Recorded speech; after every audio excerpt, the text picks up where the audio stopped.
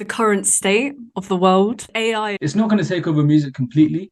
They're going to find a way to adapt to it, but it's going to cause a lot of disturbance, 100%. I've already been able to influence my fans, and the way I've been able to influence my fans is by not shoving it down their throat. It's by just being the example. So that's why I want to change the agenda within hip hop, just to be more wealth orientated and for people to work together rather than go against each other. Because there's a big disconnect between what people are thinking is real and what isn't. You want to be as delusional as possible whilst looking at some of the risks, but don't start looking at the risks too much because then you start playing your game according to the risks. And you want to start Mm. playing your game according to the success and the dreams. Hi, Reveal. How are you? And how are you, Greener? I'm really good, thank you. We've been talking about this for months now, doing this episode, haven't we? We have. Oh my gosh, how have you been? Yeah, not bad. Busy. Yeah, schedule's been busy, but it's kind of freed up now. And yeah, just look forward to the chat today. Yeah, me too. So you are a rapper, producer, and songwriter from Southeast London. Southeast London, it's a scary Yeah, Southeast place. London. No, Southeast is I mean, look, anywhere you go in London, there's always like trouble. It's home. It's home for me. Yeah, of course. You got into music at the age of 12, basically. Yeah, around that time. I wanted to ask, like, what were your influences growing up? Because I've had, another singer-songwriter on here called Nadeem in like one of the like early episodes, and he had millions and millions of influences, and he sort of combined them all together to create his sort of style. So I wanted to ask you, was it sort of the music that your parents raised you on? I know that a lot of your music as well seems to be influenced by a lot of like American artists as well. Yeah, It gives yeah. me American like rap vibes. Like, who got So you into yeah, music at 12? yeah. At 12, it was in terms of artists, it was a lot of. It was interesting because as a 12-year-old, I wasn't really listening to music at that time because I had an older brother and some of my older uncles were listening to like mainly rap and hip hop. They would be showing me all the stuff that they were brought up on. So I was listening to a lot of Tupac and Biggie, Nas, a lot of rappers from the 90s.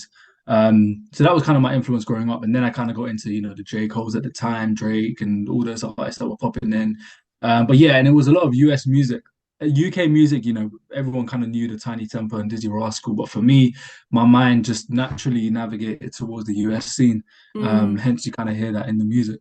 I know that you sort of properly started your singing journey at 16, and your brother got you into that, right? Yeah, I mean, my brother's always been quite supportive. We're only 5 years apart, so he's 5 years older than me. So we're still kind of part of the same generation. We grew up together. We're like that. So when he was listening to a lot of hip hop music, I was anything he did, I did. That's just how the sibling, was. Like if he liked football, he supports Man United. I like football. I support Man United. So anything he did, I did. So when he was listening to music, for some reason, he was showing me music that I probably shouldn't have been listening to at that age, but he just did. And then I kind of got into it. And then when I was six, I think a few years before 16, I told him properly I actually want to be a rapper. I was determined for it. And he was like, cool, yeah. And then he just supported it. So at 16, I think I made the conscious decision to kind of be a musician, but it was just kind of all natural. What was happening in between age 12 and 16 then? So it was mainly two things. Obviously, on one side, there's school. And, as you know, with the Asian parents, they want you to be educated. And there's nothing wrong with that. Even when we're older and in the future, whoever has kids, they're going to want their kids to be educated no matter what. Yeah. So there was that side of it. My parents were pushing me there, and I was okay in school. And then the other side was just the music side, and it wasn't something I knew from early on I wanted to do. It was more of like it just naturally happened. My mind would just kind of go towards that. So between that kind of 12 and 16 range, to answer your question, it was like school was there, and in my general mind, I was like, yeah, I'll probably just go to school, go uni, kind of thing. But the music was kind of lingering as well. And as I got older, the music kind of took over even more. And Mm. then school become less of a priority in my mind for me. Um, and yeah, and throughout that time, I guess it's good to mention, I was just learning music naturally again. My brother had a software that he would do these remixes on. So if I wasn't playing the Xbox, as every kid did, I was just on the computer making beats. And then you slowly get into that. And then by 16, I could make tracks myself. And then, yeah, kind of got me to 16 where I just wanted to do it. So does that mean that you didn't do sixth form? So you just did GCSEs and you're like, I'm putting everything into music? No, I did sixth form. So I went to obviously do my GCSEs. I did sixth form. I did maths, economics, and physics, and I really enjoyed it. I really enjoyed it. I could have done much better in the end. I didn't do as well. I kind of in the end I was just so fixated on music. I Yeah. literally didn't care in the end. But I didn't go uni, and I just decided to focus on music from then. But like I said in school, I love like school. School was good. Like I Did you? liked. Not I did. I me. love I can't school. relate, I can't relate. Didn't. What did you not like about it? Primary school I loved because it Yeah. was solely about learning and you could really, go deep into whatever you're interested in. Like history was my favorite subject. And Cool. then in secondary school, like for example, talking about history, it was just about how to write an A-star essay. It was not about, Mm. how to actually like properly learn what happened and that kind of thing. So I think for me, it Fair. sort of sucked the fun out of learning. And now that I've Yeah. left education, I Yeah. love learning again because I'm learning on my own terms. Like I'll Mm. watch documentaries all the time. I read now. So Yeah. yeah, and I didn't like the whole I couldn't learn in a classroom. Yeah, I feel like I was similar. I feel like even when you're that young, you can't. I think I mentioned this on a different podcast. You can't expect a kid that young to know how to learn. I know that Yeah. sounds a bit weird, but I've in the last few years, I've only realized the way in which I learn. I learn when I'm interested. I learn when I don't have other stuff on my mind. I learn when, all these factors that come into learning. And as a kid, you're just like, cool. You wake up late. You probably had the worst breakfast ever. You're going straight to school at 7, 8 a.m. You're in a class, and there's so many factors. I feel like, yeah, it's a very particular one. Yeah, 100%. I know you Mhm. mentioned being South Asian. Like we're both Indian, Yes. right? So Yeah, yeah. obviously, you know how like parents like education's key and all that. What was their reaction when you said you're not going to go to uni? What do Like you how? think? Because I know that. No, they're angry. Nah, look, like I said, every parent wants their child, whether they're South Asian or not, every parent wants their child to do well in school. Of course, yeah. So when it was a bit of like a gradual, they started to realize, and then there was a bit of like a cut-off point. So when I was 16, they knew I was doing music. My brother would buy me, keyboards and stuff, and they saw the interest, and then they heard what I was putting on YouTube and stuff, and they were cool with that. That's just kind of me doing whatever I do in my spare time. And then it was in sixth form, so I'm assuming that's, yeah, when I'm 17, 18, when my dad's coming in the room and seeing I'm not doing work, and he sees I got the keyboard out instead of the books. Again, there was no pressure, but it was more of just like, just make sure you know what you're doing kind of thing. Mm, Then the ball kind of dropped when I just said I wasn't going to go to uni, and like um some family members had the assumption I was just going to kind of do A levels again, and I was like, no, I'm not doing it again. I'm just not doing it. So um, I decided not to do it then, and then that's when the kind of pressure kind of hit in, and then a few rocky years, and thankfully I'm at a stage where they kind of understand it. I'm on my feet a little bit, so they see what I'm doing and they trust me. mm, Um, and that's the key with a lot of when you're South Asian or whatever it is, but for us particularly, when you're South Asian and you want to do something that your parents don't really understand, you have to show them a little bit of a reason to trust you, and that can be hard in the beginning. And it was hard for me in the beginning, very hard. But just you got to show them something, man. Whether that means you're working whilst you're doing it, or you got something to work with it. Yeah, you got to kind of figure out something for it. Yeah, that's exactly what I was going to ask you because I know with South Asian parents, obviously, like you said, education is key. They want you to do well, and we completely understand that. We never take that sort of person that we get where they're coming from. But I think, especially with my parents and my dad, they like to see action rather than words. I am someone who very much throughout my life has just been a talker. I'm going to do this. I'm going to do that. I want to do this. I want to do that. A lot of planning. But I think what my dad has really instilled in within me is action. And like you said, when they see that action, they can see you're taking it seriously. They can see how much you want it. They see the discipline and all that. Then they're going to obviously, they always come around in the end. That's what I've noticed with South yeah, Asian parents, always. yeah. They do come around. I think your point is very true. They just need to see something tangible. Like even like the small things I've achieved in my career, like getting on radio or doing an interview or meeting this person, it didn't really translate to them. But when I mentioned money or something, then it's like, oh. Oh, okay. So certain things translate to them because of their upbringing was survival, and their upbringing was, money's everything.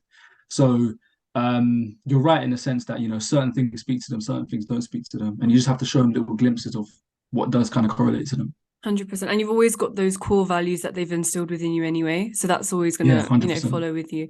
I was gonna ask you as well, going back to like the music side, when I had Nadeem on my podcast, I was like telling him how my whole life I have found songwriting so fascinating. And what I mean by that Yeah, is the fact that, you can talk about life experiences or whatever you've been through and put pen to paper and just create such a like banging tune.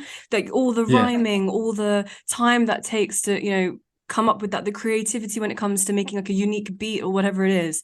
I wanted yeah. to ask you, what is that songwriting process like? I know that some artists, they like to make a beat first and then, Hmm. start to write lyrics off of that, or they do lyrics and then a beat.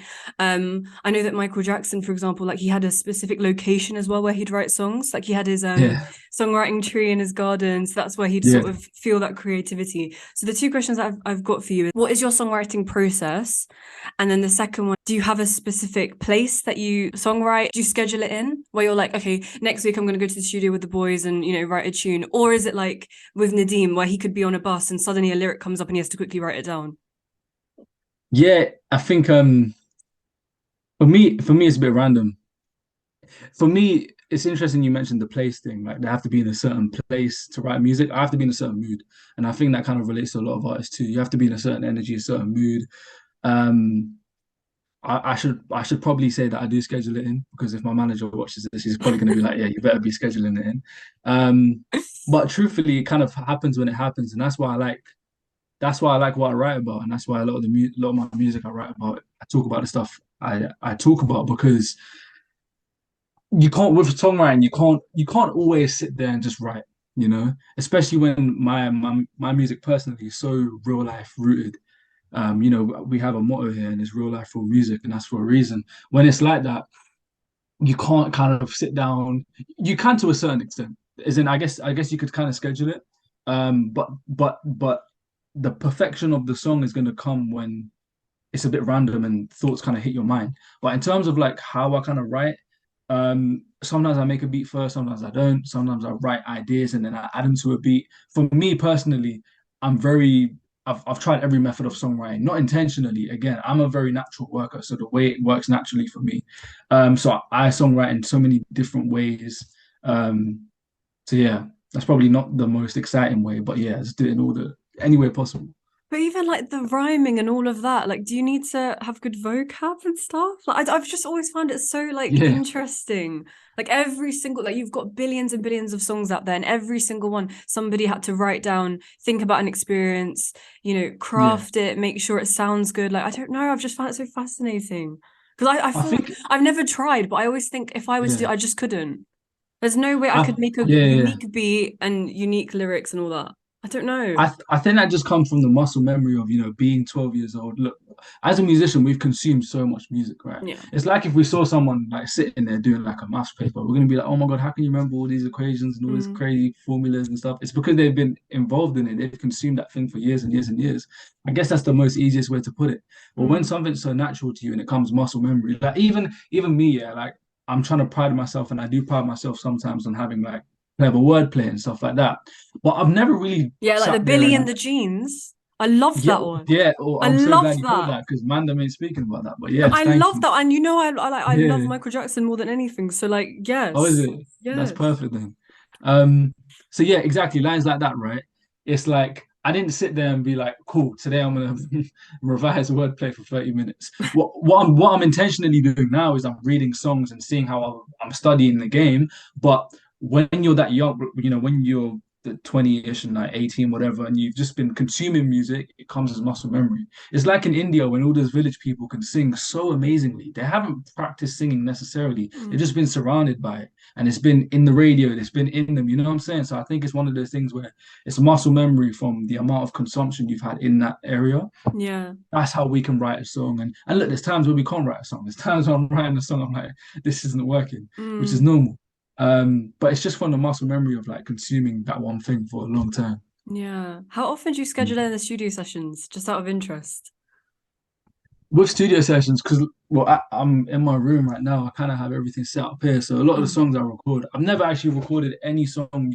Any song you've heard of mine has not been recorded at the studio. It's been recorded at home. Oh wow. Yeah, So because I have, professional. That's yeah, well, amazing. that's down to the amazing mixing by myself. But no, I go studio quite more often now because even when I bring artists in and stuff, I try to go. I'll probably go like once a month, whether that's with my boys or whether that's with a different artist or just myself.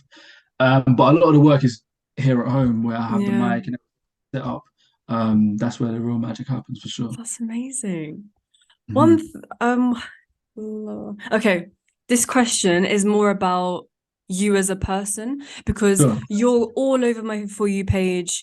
You know, you're so Good. consistent. Glad Yeah, to I hear. know it's a good thing. Yeah, you're Yeah. so consistent with your content, and everywhere I see you online, whether it's Instagram, on YouTube, on TikTok, whatever it is, you what you portray to me, what I can sort of see is the amount of self-belief you have in yourself. Like Mhm. you never have ever, talking down to yourself or shown any sort of like lack of confidence in any sort of way. I mean, that's what, is portrayed online. And as well as the fact that you are so consistent. So I wanted to ask you, where did you get that self-belief and that discipline? Because it's something I really admire about you. That happened to me at a very young age. When I was, well, it stemmed from something that happened to me at a very young age. When I was 15, 16, as I mentioned before, me and my brother are really close. When I was 15, 16, my brother and I, we had this kind of weird like realization. And it was during a time where he was studying a lot about like finances and stuff. And he come across a book called, you might be familiar with it, by Robert Kiyosaki. It's called Rich Dad Poor Dad. And the Rich Dad Poor Dad book basically talks about, money and how it's not the Mm, way people kind of think it is. And that's, I know it's not too much related, but this is where it kind of stemmed from. We started to being young kids, right? When you're a kid and you hear a theory and you're emotionally attached to any type of theory, this is why when you're a kid it's scary to be a kid, because I've seen people in my area be emotionally attached to the wrong things and they go around the wrong route, and it's like, oh my god, if only they were emotionally attached to the right thing, they would have propelled there. So during that period, me and my brother had this realization. We was just like, why are we like this? Why are we sitting here talking about getting C's and B's in our papers, and like, why can't we achieve our dreams? Like, we had a weird realization that like there's people out here living their dreams, and the grass ain't always green on the other side. I think that's the right saying. But you know what I'm saying? It's not always what it is. But why are we like this? Why is our family still struggling with money? Why am I seeing these millionaires? So we just had a weird like awakening. And then that's the whole period when we started watching these motivational speakers. And as a kid, you just get all like gassed up. But that was just the motivation side of it. That's the easy part. You can watch a video right now and get motivated to make £1 million tomorrow or something. But throughout my life, going up to that age, I had periods that kind of tested me where like life hits in, or like the realism of life kind of hits in. And the reason I mention that story is because you're gonna have a point in your life that you don't have. For me, it happened when I was 14, 15, 16. For you, it could happen today or next year, whatever. You're gonna have a period in your life where you realize that you can actually achieve big things. But that realization, truthfully, is only delusion. And you have to say it's delusion because you haven't done it yet. For me to say, I'm gonna walk out of this room, it's actually delusional to actually do it. mm, That's why we can do the things we want to do, because we know it can happen. But you have to have, I feel like delusion maybe isn't the right word, but I'm gonna use it for now. You have to be, in order to get anything in life, you have to kind of put the thought out there that I can get it. The same applies for anything big. It just takes longer for big things. yeah. So when it comes to my self belief and my confidence, is I never let that moment during my life where we got really emotionally attached to success. I never let that leave me. And I've been tested so many times with people in my life. I've been tested from conversations in my family, people telling me, yo, you know what, maybe you should do this. And that's what makes, when you put that in front, I've put that in front of anything in my life. I've discarded people. Discarded isn't a good word, but like I've decided not to be around people for that reason. So to put it simply, you have like a awakening or something, and then your life's going to test you whether you really want to kind of keep that awakening there. And then when you're, in terms of self-belief, man, it's not something that comes to everyone. But if you can believe it, and if you can see it, understand no one's really going to see it for you, and you have to hold on to that, and that's where you can have your belief. I Mm. really hope that kind of makes sense, but that's how it makes sense and how it's happened for me. But it doesn't come to everyone, and the reason why I mention that is because not everyone can be that delusional in the beginning. Mm. But if you can be, and if you can see where you want yourself to be, then if you stick to that thought, you will get there. And I know No, I ain't that's made it yet. beautiful. I already know that. Do you know what I'm saying? Yeah, of course. And even Yeah. like the discipline side as well. So does that sort of link into the discipline? Because if you're like, if I have that self-belief, I know that, I'm gonna be the like you already say like Mm. you are the world's greatest rapper, which I agree with. Mm. That's a lot. Of I course. think um But with the discipline thing, I think it's discipline is tied to self-belief because when you believe in yourself so much, you're just not gonna stop working at it. To put it simply, man, I'm just trying to think of the best way to kind of because I want the listeners to really kind of I don't want this to be like a normal podcast. You have to want to die for it, man. This isn't something you can just want to do. Like you have to want it. And the reason why that advice is not amazing to everyone is because everyone doesn't know exactly what they want. Like you're doing this podcast and you're doing amazing, but podcasting might not be the thing you want to do. But then you have to go hard at what you're currently doing. If it means the podcast is going to lead to something else later on, then just go hard at the podcast right now. But whatever it is, man, you have to like put it before everything. Other than yourself and your health. I'm talking, sometimes you have to put that stuff before anything else. Mm. Um, I forgot your actual original question, but It was just hopefully about that. like discipline, how you've like sort of Yeah, instilled with that discipline.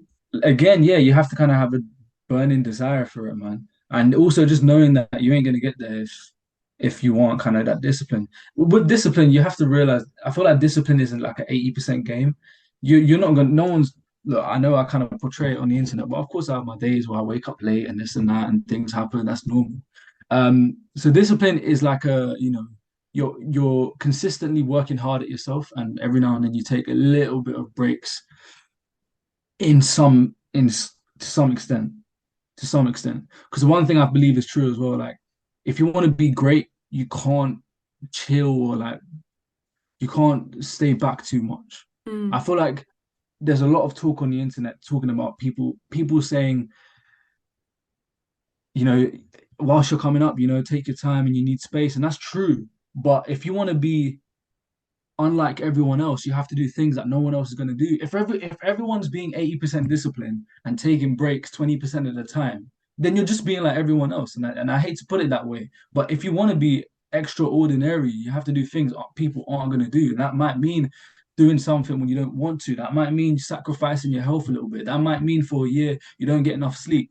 And I know there's all these health gurus and stuff out there, but that's just the truth. That's just the Mm. truth of you have to make that sacrifice sometimes. So when it comes to the discipline, it's just a burning desire for Because me you've personally. yeah, because you've maintained that for 5 years from 16, because you're 21 now, aren't you? 21 year. Yeah, so from 16 to 21. Hmm. Yeah, man. I love it, man. And it doesn't even feel like work. And saying it's 5 years is crazy because it's genuinely gone by so quickly. But when you love it and you have a burning desire for it, man, that's the formula for something that you ain't gonna give up on Yeah. easily. Sure. No, I really Hmm. respect that. It's amazing. I wanted And to that will ask come you. to anyone. Yeah, go on. Yeah. No, no, sorry, you finish. I No, I was wanted just to. saying, yeah, that will come to anyone. Like, if you feel like you're trying to achieve something and you're not at that spot yet, you don't have to be at that spot yet. Just keep pushing at it, and eventually you're gonna realize, you know what, this is too good for me to not kind of Yeah. keep going. Yeah. Hmm. So no thinking, just doing, and trust the universe. Trust your gut, man. Your Mm. gut will tell you everything. I think everyone knows what they need to be doing. I feel like Yeah. everyone knows what they need to be doing. You know what I'm saying? Hmm. Let's do that. Yeah. Okay. I wanted to quickly ask you, 2023 to 99, what does the Yeah. 99 mean? Because you're born in 2001. Yeah. See, to this, I thought this would give a bit of confusion. I'm So I was like, basically is he talking about. 24? Is he 24? Like, No, no, no. I think yeah, I understand where the confusion's from. 2023 to 99 is more of like taking it up. When I say 99, it's more referring to the hip hop scene in 1999 and the 90s era. I could, yeah. maybe 2023 to 90s would have been more of an acceptable kind of title, but it was more to do with one of the rappers I really liked was, at the time alive in 1999, and just the hip hop scene in 1999 was just kind of like evolving a little bit, and it still had that old school sound. So that's really what it meant. Okay, I see. Yeah, Who's your like dream feature, if you have one? I don't know, man. There's so many out there. If you could say Um, like a top three. J. Cole. Um, I'd say an artist called you might know. Do you know Russ? Yeah, yeah, yeah, Russ. I'd say Russ because Russ is an artist who um he had a special place in my heart in a period of time in my life, and he's done a lot for independent musicians. So I just say him for the respect of the game. And then yeah, man, I have to say Drake just for the sake of Drake just for the sake of the sheer influence he's had on me, and also he's the best, man. He's the biggest, and like I mean that's a whole conversation itself. But yeah, Cole, Russ, Drake, and there's probably 100 more that I'd love to have, but those are probably the top three. You know, it's so Yeah, funny. Today on TikTok this morning on my For You page was like a video of Drake like years before he came into the scene. And it was his best friend saying, this guy's going to buy me a Bentley one day. He's going to buy me this. He's yeah, going to buy me that. And it's just so nice how, yeah. where he is now. Same thing's going to happen for you. And I'm so excited. Yeah, man, and that's what a lot of people don't see. A lot of people don't see that early game, and that's part of the reason why I try and document as much as I can. It's part of the reason why I have something on my YouTube channel called V Series, where I've literally been documenting from when I was like 16, 15, making these videos. Because imagine who's your idol if you were to name one person? God. I always say Maya Jama just because like everything That's she's doing fine. has been my dream. That's fine. But Well, I've got well, so many different ones. yeah, well, let's just use her for example. Yeah. Imagine you could see all of the major decisions she made to get to where she wants to be. Imagine you could watch it like a movie, the mood she was in, the crap things that happened to her that she had to go through. It would be crazy, right, to witness that because there'd be a Mm. lot of kind of insight on how you should kind of navigate yourself as well. That's basically what I want to be doing for my fan base. That's why I'm Yeah. so happy when I get to a stage, where we're big enough, our fans are going to be able to see absolutely everything first performance, this. They might have to scroll up the feed a little bit or go to a YouTube channel. But when I was growing up as an artist, I hated the fact that all of these artists were going into interviews saying, yeah, I just made a track and, all of a sudden, yeah, I'm with Lil Wayne. I'm like, bro, it doesn't, what I'm saying? It's not that easy. Please show me the process. I hated that as a kid, which is part of the reason I'm showing my fans as much as I can, as much as is appropriate early on in the stage. Yeah, I was going to ask you about your fans because you seem like someone, yes, you are so hungry for more, and your discipline work ethic is something I admire so much since we connected Yeah, like months and months ago. But one thing I really have noticed about you is you always never forget to live in the present. You're always so grateful for the fans that you've got. You're always 100%. interacting with them as much as you can. Like you've got so many Mm, videos on your TikTok where, it's not necessarily for the For You page, but it's solely for the people who follow you and support you. So I wanted to mm. ask you, how important are your fans to you? Everything, man. Obviously, everyone says the cliche thing like I won't be here without my fans, but it's so true. And I think this is another thing I mentioned on a different podcast. When you're trying to get more fans, when you're trying to reach a wider audience, all you're really trying to do is get that same fan again and again and again. So you'd spend your whole life. It's like spending your whole life making money and then never spending it. And Mm. maybe that's not the best comparison, but it's like or like doing nothing with the money. It's like, yo, you're spending your whole life earning this money. Yo, you got some money right here. You need to enjoy it. You need to cherish it. You need to give it to your family. You need to go on holiday. You know what I'm saying? So it's the same with the fans. I'm spending my day in, day out trying to get more fans. And then when they come in, it's like, yeah, come and sit there. Cool. Next fan. It's like, hold on, let's cherish the people we have here so that they can stay here. Because if you don't cherish the people you have, it doesn't matter if you bring a million in. A million are going to walk straight back out. So Mm. especially in the day and age where there's so many upcoming musicians, you have to be able to cherish your fans because it's going to be just the way you kind of hold your. I know I ain't blown up yet, but it's easy to blow up now. It's harder to have a career. It's easy to blow up and get your 5 minutes of fame. It's harder to have a career and stay here for a long time. And for me, staying here for a long time is literally I treat this like a business. This is the way I treat my customers, my fans, my supporters. They're more than customers, really. That's all it really is. So I know how crucial that is to any artist coming up. You have to kind of cherish your fans. That was so powerful what you just said about how it's easy to blow up, but it's harder to maintain that career. True. How many rappers or artists have you heard like that got so famous and then a lot of them go bankrupt now and things like that? Obviously, we don't wish that on anyone. Some people get into music just to make some money and then they just leave, which is calm. People do that. But it's so true, man. It's harder to people say like it's easy to be famous now. It's true, it is easy to be famous now, but it's longer to kind of keep that going. Yeah. Which is the real goal for me. So is that where the passion comes in then? The passion has to sort of keep you going. Yeah, 100%, man. Passion is one of those things where it doesn't really die out. it's just tied with the self-belief once again. Passion's one of those things where it's kind of like your heart's going to help you kind of follow through with that mostly. Yeah. I wanted to sort of rewind a little bit on what you said a few minutes ago about friends.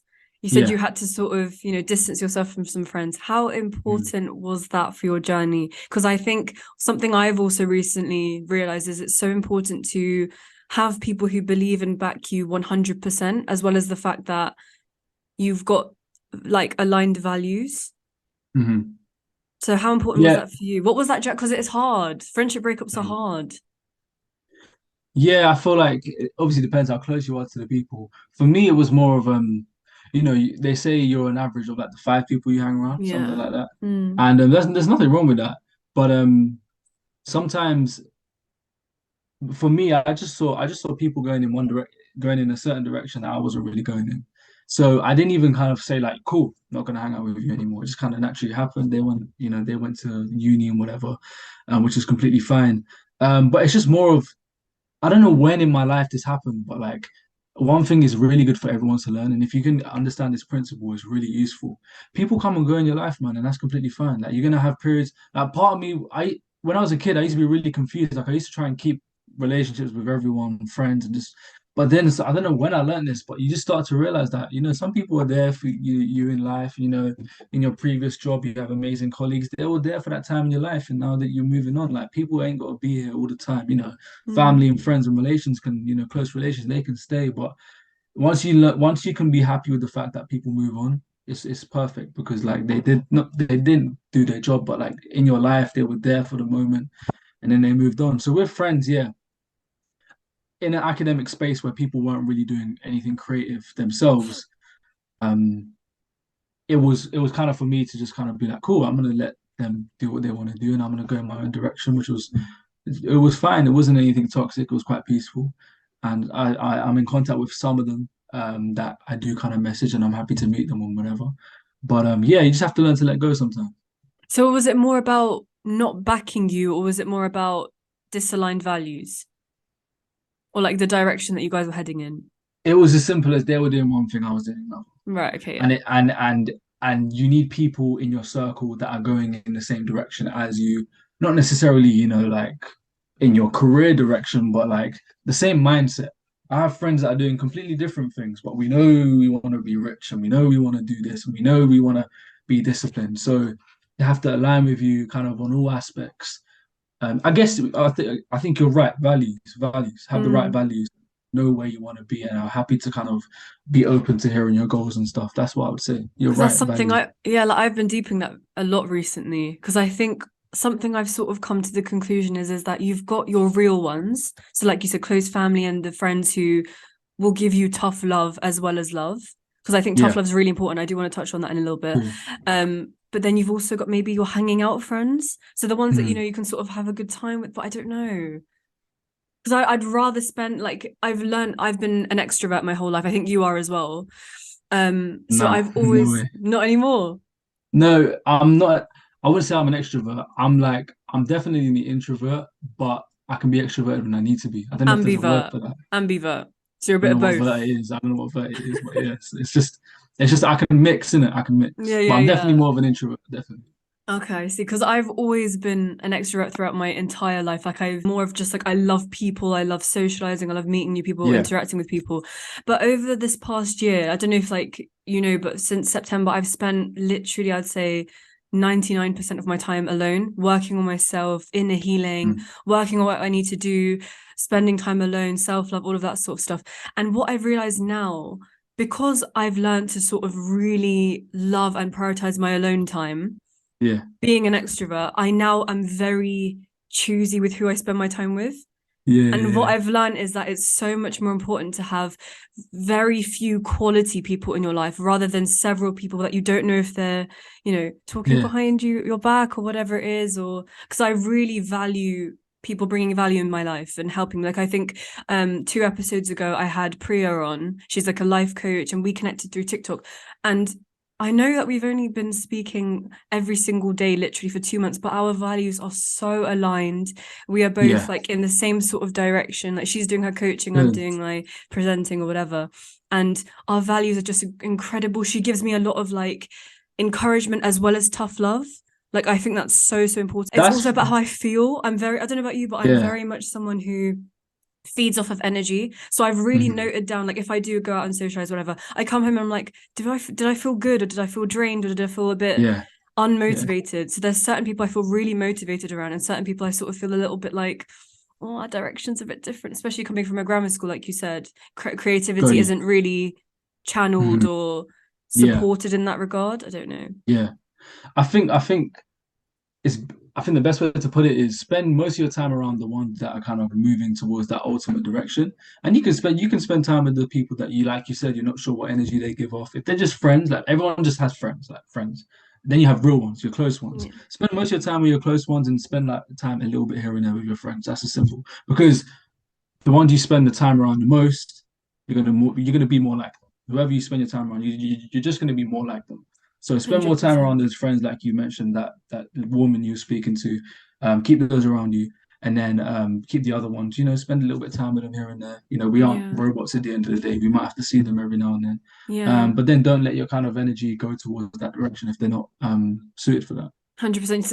It's important to know when to pull back a little bit and have your own No, time to that's recharge and that's stuff. exactly it. I wanted to ask a quick question. I know you're interviewing me. How has No, the of period course. been when you've been like alone and focusing on yourself? Because I had that period as well. Did you?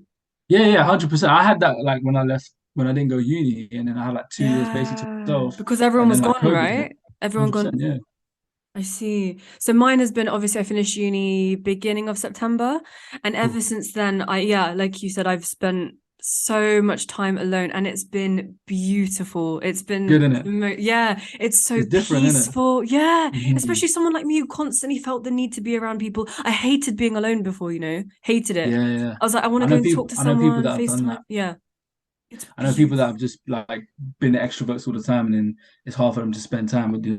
When you can learn to be on your own, it's like a superpower that you can't really explain. You find the peace within yourself, but it can be a bit dangerous though. Don't fall into the trap of like. So I know some people that have been alone so long, they're just so Mm, enclosed, they don't let anyone in. You don't I want to be like that see. either. But I was asking because I know it's a great experience when you can do it in a healthy manner, and it's good for that to happen. Yeah, yeah, Yeah, it's just been amazing. Like I've worked on a lot of things that have happened to me in the past. Like we've all got like tough times that we have to sort of, push through. And I've learned a lot. I've yeah. grown so much. I feel like, do you know what I sometimes get a bit down about? Sometimes I'm like, oh my God, this time last year I was a completely different person that I feel a bit embarrassed about who I was. And I know that In what nobody is way? In thinking what about that. way? I just cringe at the sort of stuff that I would say, the way that my values at the time, the people I was hanging, I don't know. I You just just got in to be, a lot of you just different got to be ways. grateful that you're in a better space now. You can't spend Yeah. your whole time regretting who you was. You got to Mm. be like, cool, I'm better now. Okay, yeah, sure, I might have wanted to happen earlier, and I might cringe at a few things I did last year. But just be grateful that this change has happened to you now, man. Things could always be worse. You could always still be that same person, and also just know that that person got you to where you are now. Yeah, I know again exactly. I know that's another kind of cliche thing to say, but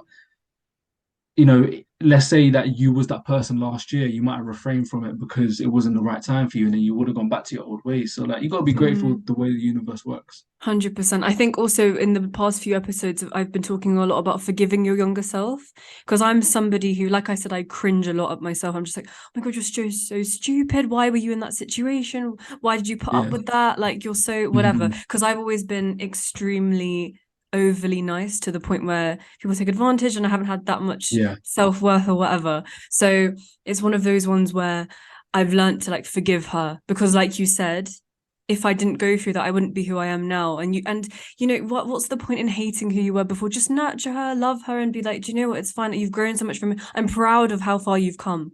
You needed to go through Hmm. that to be who you are now. 100%, yeah. And as long as you're happy with where you are now, then you can just keep moving, knowing that you don't regret too much from the past. Yeah, 100%. Mm. So before I go on to my next question, I wanted to ask you, I wanted to touch a little bit on that tough love thing that I mentioned. Yeah. I think, do you not agree that it's so important when you have real ones? Real ones doesn't mean people who are constantly saying yes to you and, you know, constantly, oh, how do I explain it? But like, you need to hear some sort of like tough love here and there because it shows that that person cares for you and it's sort of, I don't know, because for me, I really value people who, like you said, wholeheartedly support me and back me. And with that support comes the tough love, because sometimes you need to Mhm. be like, no, that's not the right thing to do. And like you said, don't take it personally, but listen to what they're saying, like acknowledge what they're saying and take it in and see if you agree or Yeah. disagree. Like see where I think a lot of our culture as well is a lot about intention. Yeah. It's not about the words itself, it's about where it's coming from. It's about your heart. Yeah. Yeah. Yeah. 100%. I think I think when it comes to that, and I think when it comes to, I had an experience a few years ago where um sometimes you can get so positive to a point where you think tough love is like you think tough love is going to be a bad thing. I got to a point in my life where I was so positive. I was Mr. Positive, every day positive. You couldn't tell me anything. If it was a rainy day, it was sunny in my eyes, to a point where if someone tried to tell me a risk, not even hate, not even negativity, someone tried to tell me a risk, I would ignore it. And I don't think that's good either. I Mm, think you have to be able to be positive, but take tough love. There's a difference between like hate and constructive criticism. And that's not kind of 100%. another way to put it. You Yeah. have to be able to hear out people and be like, cool, let me hear this person out if they feel like something I'm doing is wrong, because they might just be looking out for me. Mm, So, and I say this because I feel like, you said you're in a great space, you spent this kind of year alone. And I mm. know what that leads to, in the sense of it leads to an amazing feeling of positivity. But you're right in the sense that, and I'm glad you noticed, you do need that kind of tough love. You need people to be there and say you're too nice or this and that, and you need to just see it for what it is in a factual sense. Don't get attached to the emotion. 100%. Don't get Yeah. attached to if they throw a swear word in there or something. Just look at what they're saying and try and take emotion out of it as much as you can. Mm. Tough love is definitely important because you can skip a lot of mistakes, and you can help yourself out if you kind of listen to a lot of kind of tough love. I think Yeah. so. 100%. Like I think not taking things personally ever, Mm. ever. Yeah, Always see can't where get it's coming emotional from. with it, 100%. and that relates to music a lot as well because as musicians, and I'm sure as a podcaster yourself, we get a lot of hate. I was So gonna it's say like, this. cool. Yes, my next question. Yeah, Yeah. how do we distinguish between like hate and love? Well, you look at the hate, and if it's just someone saying you look weird, then you can just discard it. But if someone's saying this track isn't good because the way you did this, it's like, okay, then they might be saying something about it. So you have to kind of look at it like that too. Sorry, I hope Yeah. I didn't steal the question, but yeah. No, no, no, no, no. Of course. No, that's literally it because I recently put a TikTok video up and a lot of it was constructive criticism. So if people don't know, it was about the mouth taping thing. Yeah, I saw it. I saw it. Yeah. So got a lot of So views though. That's kind of sick. That's thank kind of sick. you. But a lot of people were saying things like, no, that's the wrong tape. You're not meant to do it like that, whatever. Those ones absolutely fine. Like now I've got the proper tape and everything. And like that was all educational. And I had some dentists sort of saying, be careful of this, whatever. So I love those sorts of comments. I did Yeah. also get quite a lot of comments of like, oh, you're clapped, you need makeup, all that kind of stuff as well. Like So I I said, think they've forgotten about you, and that's exactly, yeah. they're hating on someone else's video right now. Yeah, because I think the ones where they talked about my looks, I didn't care so much. I'm just like, you know what, it's your opinion. Like, you're always beauty's in the eye of the beholder. You know, some people are going to find you clapped, you're going to be pretty, whatever it is. Those ones I Yeah. don't care. Like, it is what it is. But I think the ones that really got to me a little bit as well was the ones which were like, oh, you're so desperate for views. Um, you're like those kind of like questioning my character. Those ones got to me. So I messaged you. And I was Yeah, like, yeah. Reveal, obviously being an artist, you're gonna, get a bit of hate and stuff like that. How do you sort of deal with it? And these are the two things you said to me. So the first thing you said was you actually got a lot of hate in 2021 when you were telling everyone that you were like the world's greatest rapper and everything like that. That was the first thing you said. But obviously, like we said, they're gonna see I it remember soon. that period. It was so funny. Really? Yeah, Tell it me, was wait, cool. I tell me like. about that before I ask the next thing. Tell me about that. Yeah, no, it was just like I released a song called Southside, and I just tried to make like an anthem. The song itself is quite hard, but I was just trying to make an anthem just to kind of promote South Asians in general. Like I saw so much like South Asian hate between this culture and that. I was just wanting to make a song for South Asians. It didn't sound Indian at all. It was just like a rap song, and I basically just said Southside in the chorus. And then I basically there was one video of mine that did quite well on TikTok, and I knew I was gaslighting people. I was just like, this rapper is the next best, and this Indian rapper is the next best in the world, that kind of stuff. I knew I was gaslighting people because I just wanted to see what it was like, see the views. Gaslighting. Then my vocabulary probably wasn't right then. It's more of like I knew I was gonna get on people's nerves Yeah. by Oh, okay, I saying that. see. Triggering? But huh? Triggering people? Triggering, that's probably the Yeah. right word. Yeah. I was triggering a lot of people, and yeah, I just got just loads of dumb hate comments. But at the time, it didn't really affect me because you know that Mr. Positive, which is you Oh. can't touch you can't touch it, you know. So, but I kind of had that period, and then obviously yeah, you messaged me, and then you mentioned, and what were the two things I said again? So the other thing you said, I've got it like written down as a Yeah, quote. yeah. So you were like, Jeez. so you were basically like, the whole they've probably forgotten about you and they're hating on someone else now, blah blah blah. Then the other thing you said is don't ignore the hate, acknowledge it, as there is always more value in hate and criticism than there is in love. So you can decipher whether it's genuinely a critique or it's just a waste man. So don't ignore it, read it, take it in, and see if it's genuinely useful or not. Which I thought was so powerful. Like a lot of people say, oh, just ignore the hate, just block them, just don't even look at it, don't read it. You can't But I ignore the like, hate because it's still yeah, engagement. I It's still see. engagement. People are still engaging with you. It's just in a negative manner. You just have to look at it for what it is. Even positive stuff can be helpful too. But it's 90% of the positive engagement you're gonna get is not helpful. I will tell you that now. You can just reply to it and say thank you for this, give me a follow. The good engagement you're gonna get is not gonna be helpful in the sense of like, of course, they're gonna follow you and they might, you know, buy your book in the future or whatever it is. But the negative criticism is gonna be the one where you can actually find stuff out. Just never, ever, ever take things personally. If you get Mm. affected by people's comments or get triggered, that means Yeah. there's something in you that's not healed yet. Does that make sense? So, like, for example, when I told you about True. the looks, when I'm like, it is what it is, like, I've accepted how I look, like, I love myself, all that kind of thing. But the thing that affects me is the character one. So that means that what triggered me there to Mhm. get me feel a little bit upset. Like, my tummy just started hurting a little bit. I was like, oh no, that Yeah, could hurt a yeah. little bit. So I was like, okay, so where's that coming from? That means that I care what people think about me. So I have to Hmm. work on that. Yeah, yeah. Exactly. Yeah. I feel like you kind of have to realize that, yeah, like you said, you have to be able to read it and just know and just see that cool. You know, it's not necessarily a negative thing. What can I take out of it? And that's it, man. 100%. I value constructive criticism so much because that's the only way you're going to improve, isn't it? 100%, 100%. And you need it. I think the one thing I would say is you have to be careful with when it comes to kind of constructive criticism. I think I mentioned it a little bit before. You're going to be in a state right now where you're really positive and things are going in the right direction. You can't listen to too much constructive criticism at the same time. And the reason I say this is because you don't want it to ruin the kind of the flow of the positive mind that you're headed in. I had a situation last year where someone really close to me that supported me fully had a conversation with me and told me just to be careful and make sure you not have a backup, but they were just telling me to be cautious. And at that time, that the year after that was so hard for me because I was like, wow, the closest person I know has had a conversation to me about not giving up, but just telling me to be careful with it.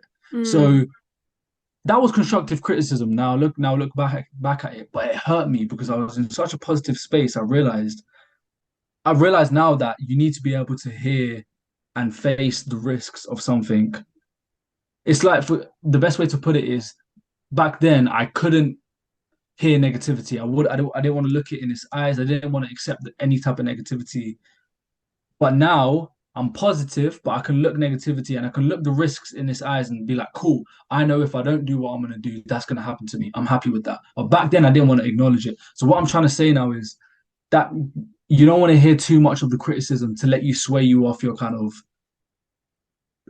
not all of the negative feedback you're gonna get is gonna be constructive, but not all of it's gonna be constructive. That's basically what I'm saying as I well. So you don't see. want to think you don't want to think that all of the negative constructive feedback is gonna be good because not all of it is good as well. So you just Mm. have to be careful. It's like a balance of knowing your where you want to be and then using some of that kind of negativity to kind of push you forward. But definitely be careful, man, because overall you want to be as delusional as possible whilst looking at some of the risks, but don't start looking at the risks too much because then you start playing your game according to the risks, and you want to start Mm, playing your game according to the success and the dreams.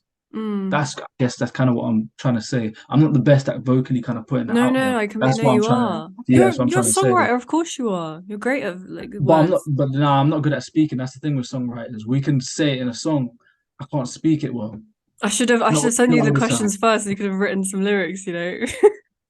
Then you'd have I to pay talk, me. you sing. I'm joking. If you don't take things personal in life, that's just the best thing ever because you're not going to act from a place of emotion. You're going to act from a Yeah, place of logic. there you go, 100%. And it can be hard to do that when what you're doing is attached so heavily. If it's your passion, it's so emotionally attached to you. It's probably the most emotionally attached thing Yeah. to you. Because it's your passion, Yeah, isn't it? It's your 100%. creativity. It's like what you want to do. It's just It's everything. Yeah. the pride as well, like that you take in it. Mm. Like I've got my girls around me who would be like, no, that reel doesn't look good. You know, that doesn't. Never have I ever once taken it personally. I'm either like, no, do you know what? She's right. Or I'd be like, Yeah. I can't, I don't know if I agree, but you know, Yeah. whatever it is in different ways. But majority of That's the time good. I do agree, to be honest. I never take it personally. I That's value it good. so much because how am I going to improve? Otherwise, I'm just going to stay in the same place. Yeah. No, you need to stay in that mind frame. 100% true. Yeah. I wanted to ask you about the current state of the world. So obviously like AI is like a huge thing. Yeah. Yeah. Yeah. Hey. You. And there's been a lot of, you know, videos online on TikTok of different artists and AI sort of using their voices to create songs and covers and that sort of thing. And there's been a lot Yeah. of, I don't want to say speculation, but a lot of people are sort of thinking, does this mean that we don't need singers and songwriters anymore? Like Yeah. what like we've got AI now. We don't need that sort of thing. But you put up a really powerful, it was a Oh, TikTok you video saw it? I saw it a few days ago and I was Oh, just yeah. like, It's a I TikTok need to post. ask Yeah. him. What did you Mhm. respond to that? Because I think what you said was I completely agreed. It was really powerful to Yeah. So AI taking over music and that sort of stuff. yeah. So just to kind of reiterate the point I said in the video to the viewers, with AI music, AI is just like another kind of form of music that's come in, and it's definitely going to compete with normal music, but it's not going to take over because, and I use the idea of the camera, so I'll explain it to people. When before the camera was invented, you had paintings. I mean, the only way to see kind of pictures was paintings and then artworks and stuff. When the camera come out, people believed that paintings were going to be extinct because why would you want a painting when you can have a real photo? But people realize, I mean, today, do they sell paintings today for millions Yeah. of pounds? Yes, they do. They still do. The paintings haven't gone extinct. They're two different things. There's the difference in value between the two. Yes, you can probably sell a photo online for a good amount of money or whatever in a gallery, but the paintings have so much more value because there's so much more time in it.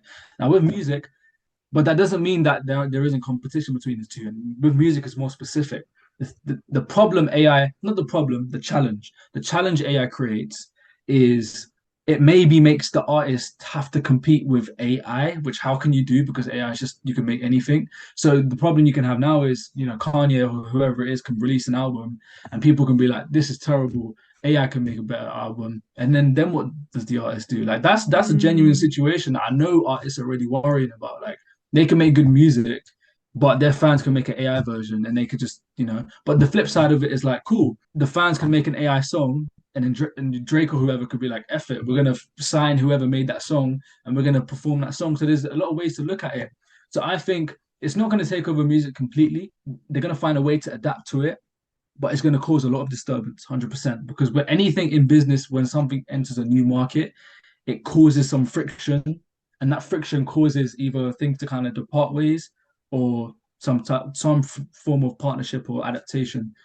So music's not going to go anywhere. Might change the way we get paid. Might change. It's already changing the way we're going to make music, but it can cause a bit of friction. That's basically what I'd say. how does that make Yeah. you feel about the future?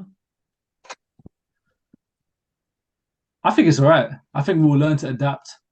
I feel like music is only getting more and more popular, and some people would argue it's getting so popular to a point like, is there actual value in it? But we have to see. That's the whole point, right? We have to kind of go with the way. There's no point sitting there worrying about it. Kind of go with how it goes. If music is extinct in 10 years, then I don't know. We'll just kind of see how it goes. I can't really worry too much about it. No, of course. I think what you said, especially with the whole camera thing as well, that was such a fantastic analogy. I know that camera thing sounded smart, but I got that from somewhere. Someone said something. It wasn't related to AI, but I remember that as like a fact. I've Mm, I've, I've read it somewhere, and then I just tried to sound a bit smart and put it into that video. So No, it was a perfect example because, like you said, yeah, there are art galleries, but you look at it and you sort of think, oh my God, the artist had to sit down and paint every stroke and it's just so beautiful and more whatever. Like value in it, more value. 100%. Yeah, a painting is going to sell for way more than a photo just because of the amount of Exactly. effort that, Hmm. People know the efforts in it. Yeah, yeah, 100%. and it's made from a human rather than a machine. And of course, machine and Mm. technology is incredible. Like it's brought us so much or whatever. But again, Mm. I think even like crazy rich people, I think they would all agree that the most value comes from like natural things, like whether that's nature, Yeah. peace, or like family and stuff, rather than the materialistic stuff. One kind of principle that aligns with it is anything that comes quick goes even faster. Anything that takes time usually stays longer. Because even with Mm, the whole painting thing, like a painting takes time, therefore there's more value in it. People, it will last. Whereas a picture, you can just take it, it can get thrown away. Because when something's very quick to make, there's an oversupply of stuff, and then there's no demand for it. so Now, this true. all this AI stuff that's coming out, you're gonna have so many people making all this AI stuff. People are gonna be like, this is too much. And they're going to go back to normal music because there's no oversupply of normal music. People, artists release albums every year and whatever. But this Mm. AI music, when something's at the hand of people, there's going to be no demand for it because there's going to be so much supply of it. So that's just normal kind of economics in any field. No, 100%, like you said, because increase. I did economics A level as well. Increased supply is Okay, like it's just cheaper, isn't it? don't test me on economics, but I'm just saying in general, like when there's a lot of supply, there ain't going to be that too much demand. I don't No, know the no, of graphs and stuff. I course. don't remember all that. Of course, and it's like the uniqueness as well. Like it's something different, isn't it, for each artist? Like they've got Yeah, their own twang 100%. or whatever. It's amazing. This is not really related to like music and stuff, but you're vegan, aren't you? How do you know that? I saw that on a podcast. Well, not vegan, plant-based, you like to say. Yeah, yeah. To be honest, I'd probably say I'm vegetarian because from Okay. time to time I do have dairy, but I don't have dairy in large amounts. I don't really drink milk. I don't have cheese. But like, if there's food and it's got like butter in it, I'm not gonna just be like, you know what I'm Yeah, saying? It's just yeah, like I'm Punjabi and we put butter in everything, so like, it's not too deep. But I'm predominantly plant-based. Yeah, the only reason I'm asking is because for the past two episodes I had my girl Eshna on and she's like a nutrition coach as well and she I talked think about I saw that yeah. episode. Yeah. Did you? Mm. Thank you so much. But yeah, she She said was she's mentioning about being plant-based, and you was asking questions about the transition, I think. yeah, yeah, 100%. Just Yeah, like yeah. veganism has completely positively changed her life. And an episode coming out this week is with a life coach in America who basically said veganism just destroyed her life. So it's cool to see like Interesting. the contrast. So I Yeah, wanted to ask your 100%. opinion. I feel like I'm in the middle of those two, which is quite nice, I guess, because you've Yeah. had some to with it. For me, basically, I went vegan because um I used to be really overweight when I was like Mm. 16. I used to be like I was very heavy, and I've always wanted just to be healthier. And then my brother at the time, like I said, me and my brother have pretty much had like the same life, right? So we both used to be fat together. You know, we used to be very big. So like he lost weight, I lost Together. weight. It was just, I we're just doing it see. together. So he started losing weight, and then I just started being plant-based. In the beginning, it was hard because like you didn't really know what to eat. It was just like having sandwiches, hummus Especially sandwiches. coming from like a Punjabi household. Like, what was that Yeah. like? It was a bit like my dad would just low key diss me every day, and he'd trigger me every now and then. He'd be like, "You want some tea?" I was like, "Oh, you can't have." I was like, "Why are you gonna?" Chai. Yeah, Yeah. no, yeah, but just for fun, innit?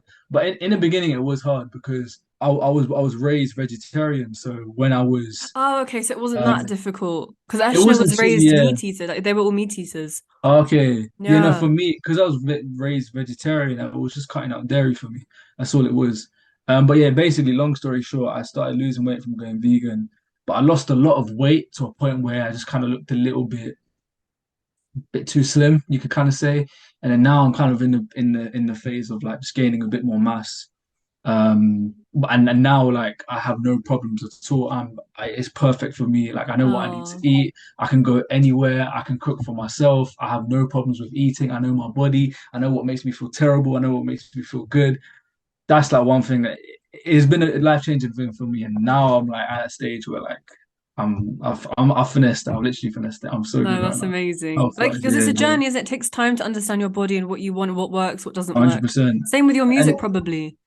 yeah, same with music. Like with the body thing, like I think it's so crazy that so many people out here are living lives and they don't know their body. That sounds weird if you don't know your body No, it's yet, but true. knowing what does good for your body and what doesn't. And when you start to understand that, you start to understand how that leaks into other areas of your life, like my music or like my this. Because you can have a period of your life where like you were stressed and you might not realize that, yo, if you fix your diet a little bit, you actually could have reduced that stress because there's some chemical imbalances going on.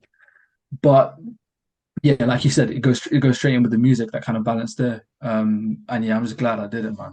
It's No, one of the best things ever for me. I can't lie. really, going vegan, that's Yeah. amazing. Not you know what, not necessarily going vegan, but going on the journey to understand my body. My best mate is like an avid meat eater, and we get on perfectly because we know what works for us. Do you know what I I'm saying? see, So yeah. we're not like, oh, you should do this. We've had debates here and there, but like they've been healthy ones. We never argued over it. But we know what works for us when you can get to that stage. I'm not an advocate for telling people to go vegan. I don't think that's actually a sustainable way for someone to push veganism. You never push it, and that's why I don't like saying I'm vegan. You probably heard already. You don't push an agenda by pushing it. You be an example.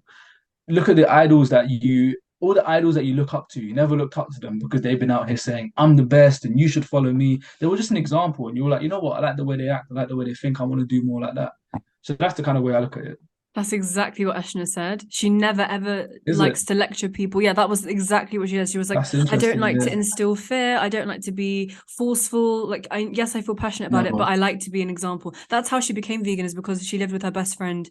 Never ever did she lecture Eshna. She just sort of lived her life and she Interesting. saw how amazing it was, and then she adopted it from There you example. go. She was an example. 100%. So what sort of like example do you want to set for your fans then when it comes to music?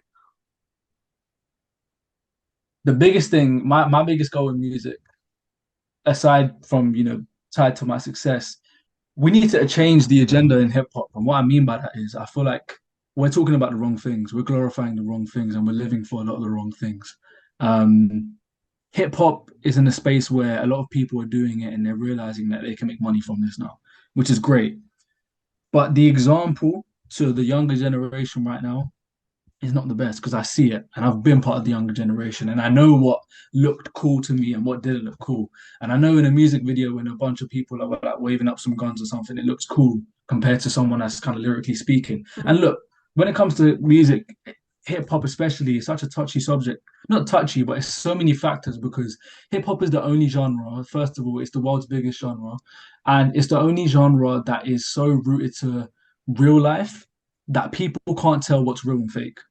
So Mm. when these kids are seeing these videos, and I see it with my younger cousins and stuff, when they're seeing these videos and I know that that artist is actually a businessman running a business and he ain't about that life, they're getting a wrong image. So for Yes. me, when I say I want to change the agenda of hip hop, I want to be talking about things that are actually good for change. I'm talking about wealth. I'm talking about getting your bag. I'm talking about living the best, living healthy. But I have to be careful with it because this isn't something that I can just push out there. Like I said, once you apply force when we're talking about the veganism thing, people don't like it. You have to exemplify it. You have to be an example. So this isn't something that I just want to push, push, push and make. Like I find the whole like making rap songs about like veganism and stuff cringy. I'm not one of those people. I want to make a good song. I want to make something that could go off in the clubs. I want to make something that is deep. I ain't trying to make a song that's cringy. I ain't into that whole kind of cringe rap or whatever you want to call it. I'm not about that. But I'm gonna throw in little things here and there where he's gonna be like, "What did he say? What's that about?" I'm gonna put certain things in my video like, "Yo, what's that? Yo, he's drinking a certain drink instead of all these. He's not smoking or that kind of stuff." I know I want to piece this thing very particularly because truthfully, I know that's how I'm going to influence. I've already been able to influence my fans, and the way I've been able to influence my fans is by not shoving it down their throat. It's by just being the example. So that's why I want to change the agenda within hip hop, just to be more wealth orientated and for people to work together rather than go against each other, because there's a big disconnect between what people are kind of thinking is real and what isn't. And I feel like that's my goal personally. If it changes hip hop, it changes hip hop. If not, then I've changed my fans, and that's the main thing. That's beautiful. That shows your realness. Because not Appreciate only it. do you have the creativity in your music, but like you said, there are a lot of artists who sort of say things that aren't really their real life. And you know what, fair enough to them. There's no hate or anything. But in Of terms of course, the yeah. fact that, yeah, like with you, you do write lyrics about your life and things you've been through and real life stuff, which I really admire. 100%. Yeah, yeah, Because I appreciate it. think, do you know what? I don't know if I should put this in the podcast, but since like spending so much time alone, I've actually not really listened to a lot of rap anymore. That was always my favorite genre growing up Cool. because Interesting. of the sort of message it sort of gives out in a way. Like I don't like the Mhm. whole I don't know whether it's like the violent stuff, the way they speak about women. I don't know. Yeah, no, I think you're what you say you've been detached from it. It doesn't make me feel good. I love the beat. I love dancing to it, Yeah, whatever yeah. it, all of that stuff. I love it. But I don't think the lyrics make me feel good. Like how Michael Jackson's lyrics make me feel, how your lyrics makes me feel. Have you heard of Joyner Mm. Lucas? 100%, yeah. Joyner Lucas has incredible lyrics as well about, you know, real life stuff as well. Like that kind of music Got you. makes me feel good, as well as it sounding great as well. So I think it was Yeah, I mainly hear about a you. frequency thing. It might have been. It also sounds like your ears matured a bit in a sense of you got more mature with understanding that cool, this music just sounds cool rather than it is cool. It's not Mm, really cool to kind of say these stuff. I think mm, that's kind of like, and everyone kind of hits that stage. And it really depends on how people look at music. Some people look at music and they just know it's purely entertainment. Like yeah. you have to understand, people treat music like they treat TV shows. It's just an act for some people. Like just because it's music, some people think it's somewhat. I mean, for me, I try and make it as real as possible. But when I'm shooting a video, I'm still taking 10 takes and 15 takes. It's still somewhat scripted to a point. It's just the stories are real. But people, yeah, you have to understand that a lot of this music stuff is literally people treat it's a business. People treat it like a TV show. Mm, You got a script, you're doing this, this is the way you're meant to act when you go to this interview. Once you're out of it, then you can do whatever.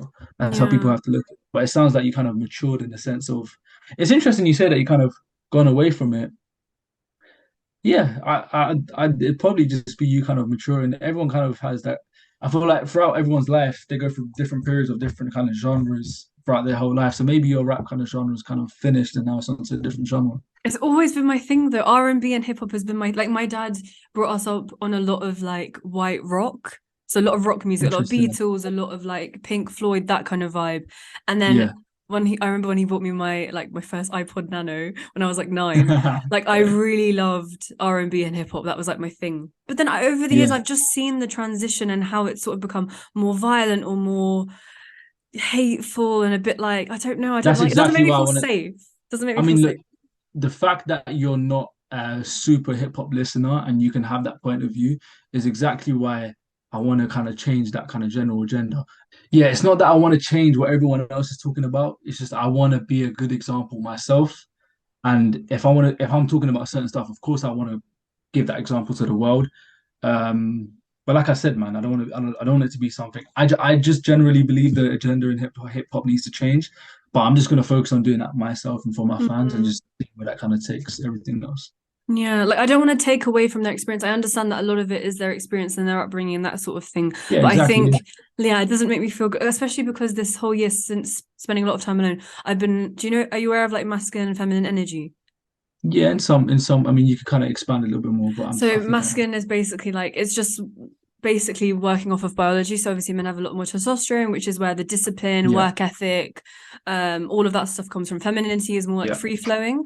So they're very much like creative and all that kind of stuff. So I think ever since being more in my feminine energy, I like to feel safe within masculine energy. And listening to It that makes music doesn't sense. make me feel safe, if that makes sense.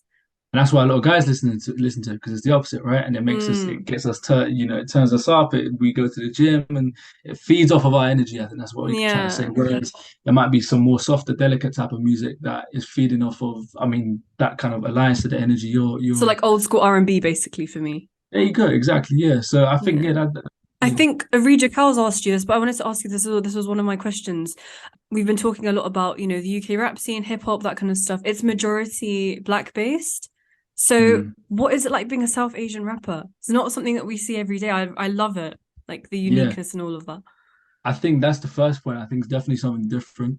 I feel like all God willing, we get to where we want to be. It will be interesting to have somebody South Asian up there, like myself, or I don't even, even, obviously I know I want to get to certain places, but I'm sure there's going to be so many more South Asian. I'm telling you now, the next kind of big trend in music is going to be South Asian artists because we're seeing glimpses right now. You might know Nav already. He's obviously a big artist, but like in terms of I'm telling you, like I know the space. The next biggest pop star, like you might have a few more. There's going to be a big South Asian pop star. There's going to be more in hip hop, like myself. There's going to be more in so many different genres because I feel like it's just the next thing that the industry is just going to catch on with. It's getting way too popular. We've had so many big, especially Punjabi artists myself, that have just gone so global. It's going to be the next wave. But back to your question, yeah, as a South Asian in hip hop, which is obviously predominantly a lot of black people in the space. Um, it's been a very respectful journey so far. People kind of respect it. I feel like it's been very open arms, which is nice to kind of hear. Um, I know in the future, I remember Arija asked me the question of, do I feel like I will be like hated more or something like that? Oh And yeah, yeah, and I from think the the actual space, right? From the actual yeah, artist. exactly. And what I said to her was, look, when no matter what your background is, you're going to gravitate more towards your own people. We're sitting here, we're two South Asian people sitting here. We're definitely going to gravitate more towards each other just because we have the same type of background. So if I'm a South Asian person in a black dominated industry, it doesn't, it's not apparent if I get a little bit less love compared to somebody, that's just as talented or maybe even least talented that is a black person because you go towards your own people and there's nothing wrong with that. But yeah, for me, it's just I want to be a good example. As I mentioned in the Regis video, it's important to understand the community you are part of and not discourage it at the same time because you have to be respectful of the roots of whatever industry you are in. And for me, I just want to kind of be a good example of an artist myself that can just work in that community and work with people and give back to the community. And I had someone ask me recently, how do I want to kind of give back to like the community once I'm in an industry that is black dominated? And it's what I mentioned earlier is changing the agenda within hip hop. We need to be talking about wealth. We need to be talking about things that are actually gonna make this younger generation wanna be successful people. And I feel like right now that's not the conversation, and that's the biggest thing I'm trying to give back to something that's taken over my life immensely and positively. How are you gonna do that? I have to wait and see. Oh, amazing. I'm Yeah. excited. I'm so excited. Thank you, thank you. Yeah, What sort of advice would you have to somebody who potentially comes from our culture where it's not really sort of too supported, or maybe they have a little bit of immigrant parent guilt? I don't know if you've experienced that. I have quite a lot. Um, what would you sort of say to them if they've got some sort of like dream that isn't too supported by the people around them? Or if, to be honest, sometimes in these sorts of journeys, you're the only person backing yourself. So what if they don't even have people, friends around them who are backing them, that sort of thing, but they want to chase their dreams and they know that if they had a little bit of a push, they would have so much work ethic, so much discipline. What would you sort of advise to somebody or any sort of upcoming artist in general? I think there's a lot of things that I could say, but the one thing that beats anything is if you have a vision and if you can see it, even if you can see it working somehow, just stick that, keep that vision in your head, understand what that looks Oh, like. is that emergency thing from the government? Oh, wait, is that a real thing? Yeah, yeah, I it thought just that was happened. fake. No, it just happened. 3 o'clock, No, remember? if you have a vision, you can see it somehow, you need to keep that in your head and work towards that. Like I could sit here and give you so much specific advice, but the best thing I can say, yeah, keep that vision in your mind, work towards that vision, and things might change and that vision might change, but that's the main thing I can say. Amazing. And what does your day-to-day life look like right now?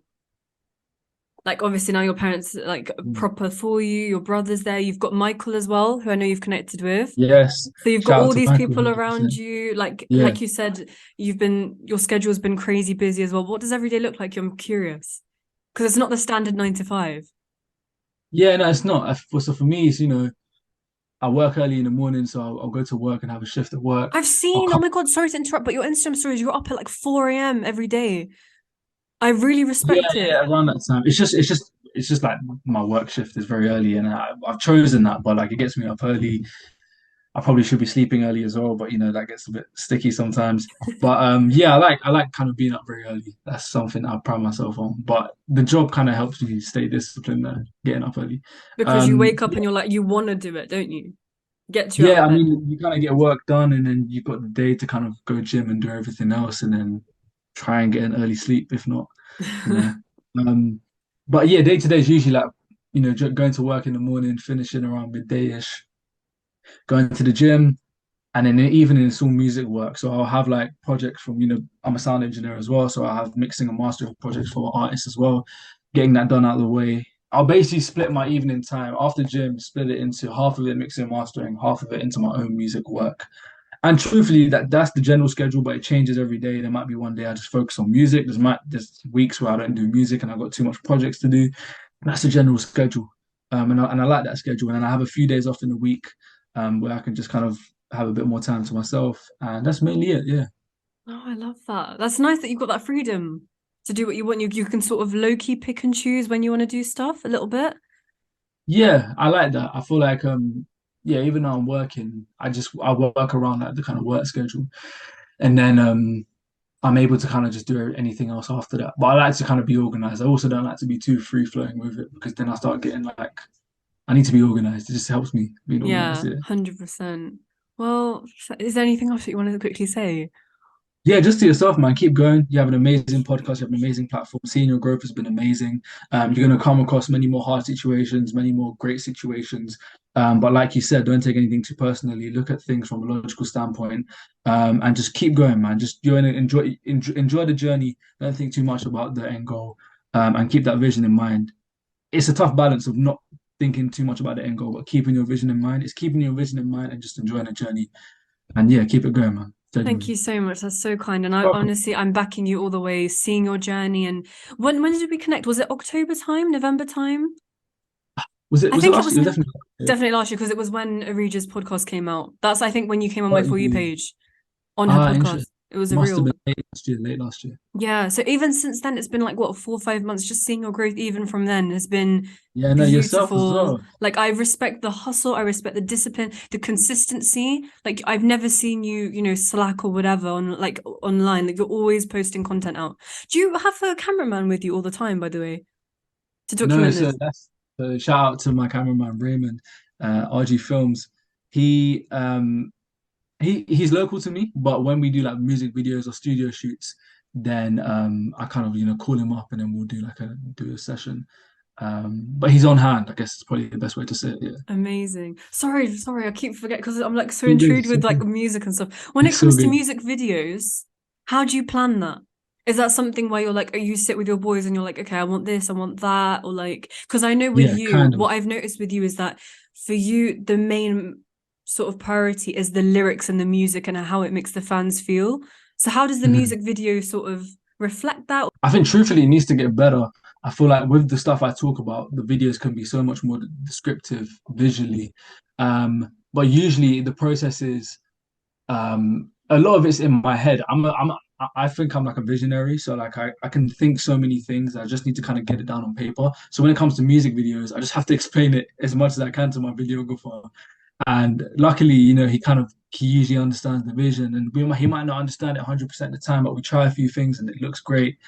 So that's usually what it is. Literally, the way you said it was perfect. Like I sit down with my boys, I'm like, this is what I want, this type of shot. I'll show them examples in other people's music videos. Um, but yeah, one thing I want to say to myself is I need to get better visually when it comes to being more specific to what I'm talking about. That's what I say. Which you Okay. reminded me, so thank you for reminding Well, me. it will happen. But yeah, I'm so proud of your journey. I admire the discipline, the work ethic, the fact that you've got so much self-belief that people's, I don't want to say like evil eye, because thanks to Arija, I don't believe in that anymore. Like, it is what it is. Like, it's your Yeah, whatever you believe.